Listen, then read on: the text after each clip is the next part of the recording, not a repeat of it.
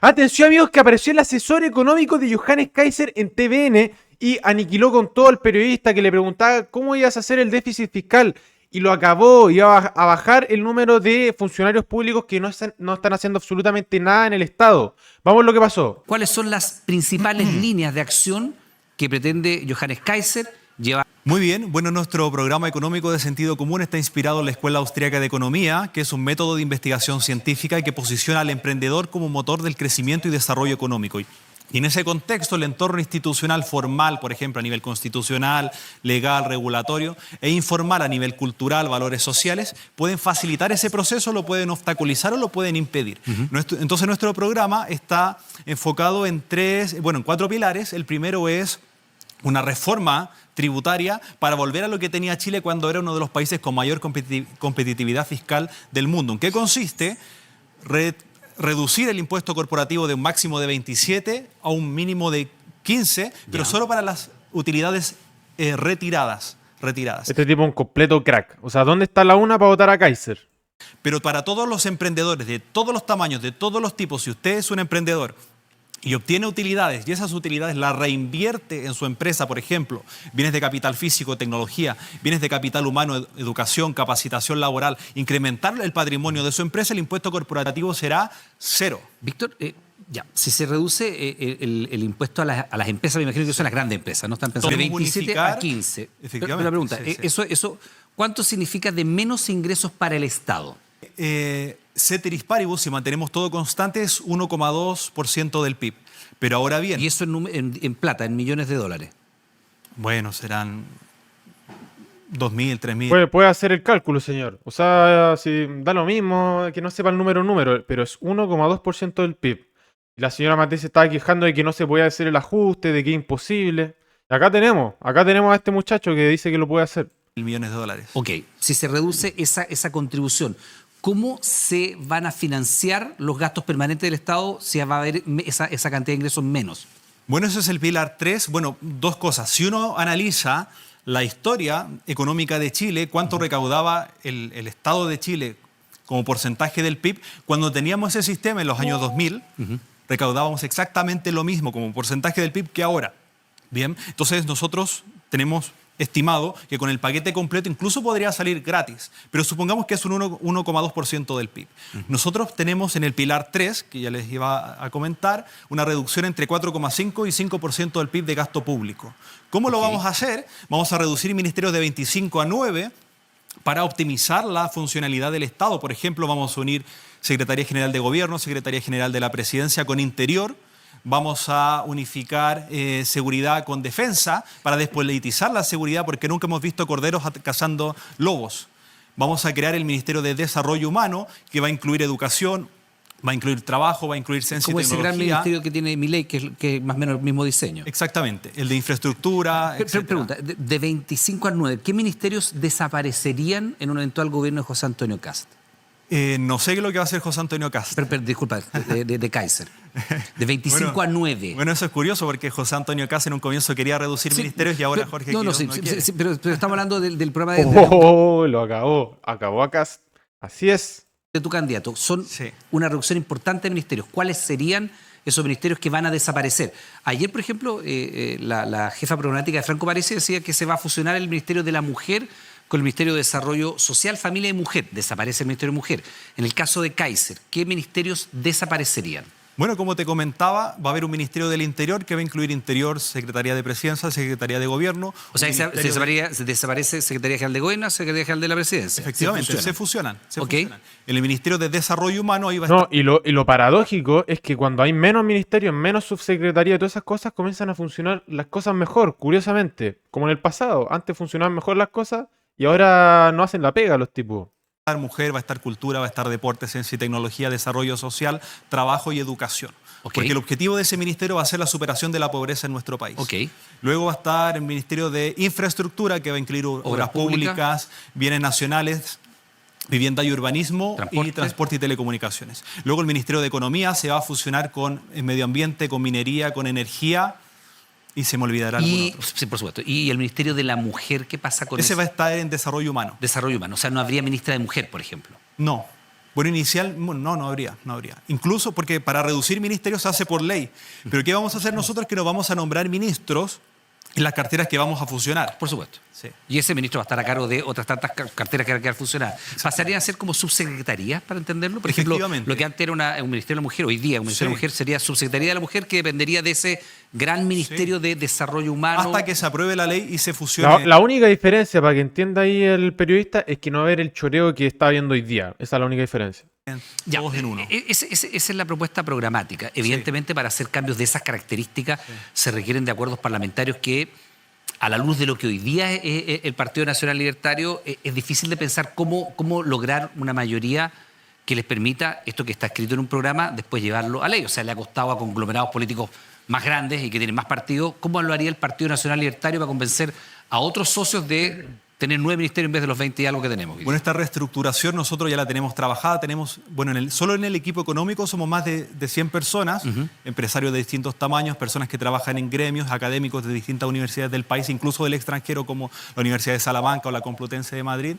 Entonces, ya eso lo tenemos diseñado y eso lo vamos a implementar el 12 de marzo, independientemente del Congreso, porque la reestructuración de los ministerios eso lo podemos hacer nosotros. Porque la ley de presupuestos te da un estándar de cuáles son los funcionarios aproximados que debe haber en cada cartera, cuántos vehículos, para fusionar ministerios tienes que pasar por el Congreso.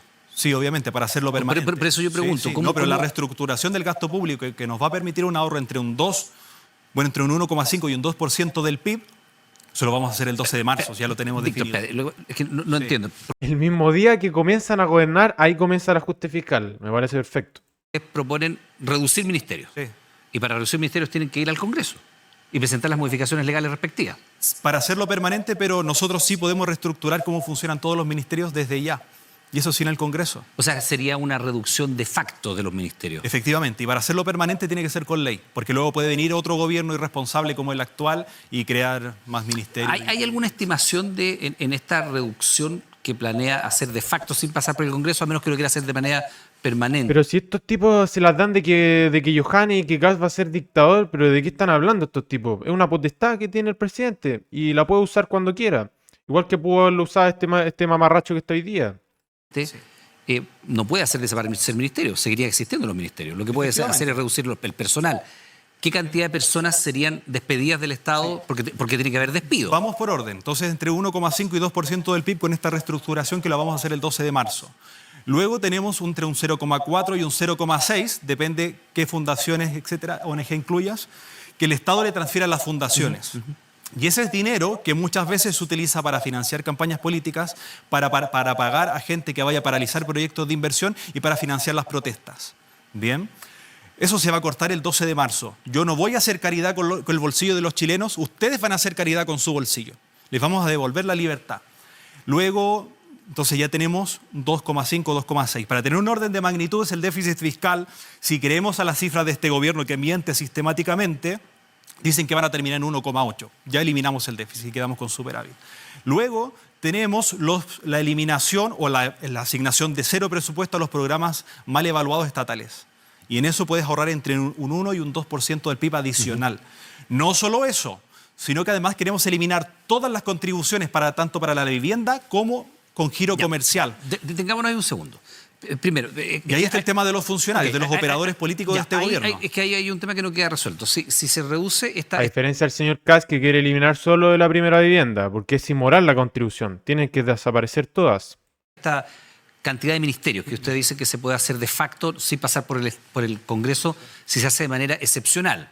Para eliminar un ministerio hay que pasar por el Congreso, porque si no seguirían existiendo los ministerios, vas a tener ministros... No vamos a nombrar ministros de las carteras que vamos a fusionar. Y estamos reestructurando todo el funcionamiento de los ministerios. ¿Cuántas personas ustedes estiman que tendrían que ser despedidas del Estado, que hoy día son funcionarios públicos, para generar estos recortes que propone el candidato Kaiser? Bien, tenemos, esto es público, esto lo publicó la Contraloría, 106.000 operadores políticos que contrató este gobierno, que recibe por lo menos 2 millones de pesos, entre 2 y 3 millones de pesos mensuales, que si tú lo analizas, son 2.200 millones de dólares un gasto en operadores. Demasiada plata, o sea, y todo esto supuestamente para que funcione bien la cosa, pero no está funcionando bien.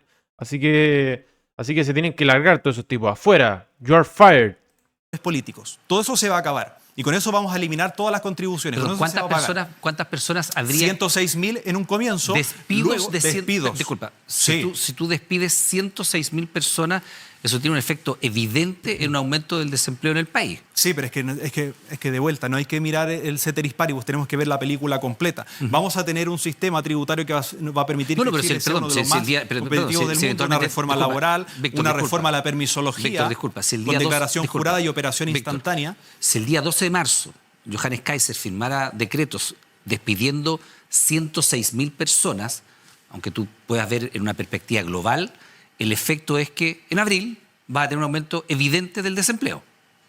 Es que ahí hay dos cosas. Sí, ahí hay dos El cosas. desempleo público, que es el poco productivo, como dice Elon Musk. O sea, esa gente que está en el sector público y que es poco productivo, se va a ir al lado de la productividad que está en el sector privado, donde se genera la riqueza. ¿O no? Pero déjame explicar. Sí, pero se van a ir al lugar productivo, van a generar riqueza, van a dejar de parasitar de todos nosotros. Lo que vamos a hacer es certificar a los funcionarios públicos, porque vamos a digitalizar el Estado como lo está haciendo Estonia, un X-Road, una carretera digital y todas las instituciones basadas en blockchain para garantizar la transparencia y la trazabilidad del gasto. Todos los funcionarios se van a capacitar y se van a certificar en estas áreas de digitalización y automatización. Por lo tanto, eso les va a servir a ellos como insumo, por ejemplo, si es que tienen que salir del Estado para reincorporarse rápidamente en el mercado. Y a diferencia de los demás políticos, yo no le debo un favor a nadie. Por lo tanto, a mí no me va a temblar la mano para poner las cuentas en orden que este gobierno irresponsable ha descuadrado. Víctor, de hecho... No, por favor, qué crack. Perdón, Víctor, Sí. es que no queda... Lo aniquiló por completo, dejémoslo hasta ahí. No entendí el tema de la blockchain, como si es que va a haber una trazabilidad de toda la plata que, bueno, que está destinando el Estado. A mí me parecería perfecto, porque hasta el día de hoy no sabemos, por ejemplo, qué pasó con la plata de la Corfo que se choreó el señor Marcel. El tipo se fue y no habló acerca de nada de eso. Y de hecho a mí me parece perfecto, que es algo, bueno, de sentido común, que toda la gente sepa cómo se están utilizando los fondos públicos, para que sepamos el choreo que está habiendo. Porque, por ejemplo, nosotros podemos conocer los salarios, los sueldos, y en el caso de los sueldos, por ejemplo, esta Javiera Martínez recibió muchísima plata y es una burra. Es una burra, más encima tenía malos los papeles, la presentación la hizo mal. Esa tipa dicen haberla despedido. Y Marcel decía que era la mejor Dipres del mundo, parece. Una cosa así, una barbaridad, dijo. Claro. Y eso, o sea, la trazabilidad de los fondos me parece perfecto, me parece maravilloso. Así que, si que logra hacerlo, sería brutal. Y que le entendí bien el tema del blockchain y que tiene que haber trazabilidad de los fondos. Nosotros somos los que pagamos, entonces, ¿por qué el Estado no nos muestra cómo se está utilizando nuestra plata? Es lo mínimo, creo yo, ¿no? Lo mínimo que podemos exigirle al Estado es que nos muestre cómo están utilizando nuestro dinero, estos frescos, estos ladrones que son. ¿Dónde está la una para votar a este tipo? Realmente maravilloso, es brutal este señor. Brutal, lo admiro. Amigos, recuerden suscribirse, dejar su like para hacer unos completos basados. Ustedes son los más basados de todos. Gracias por ver este video.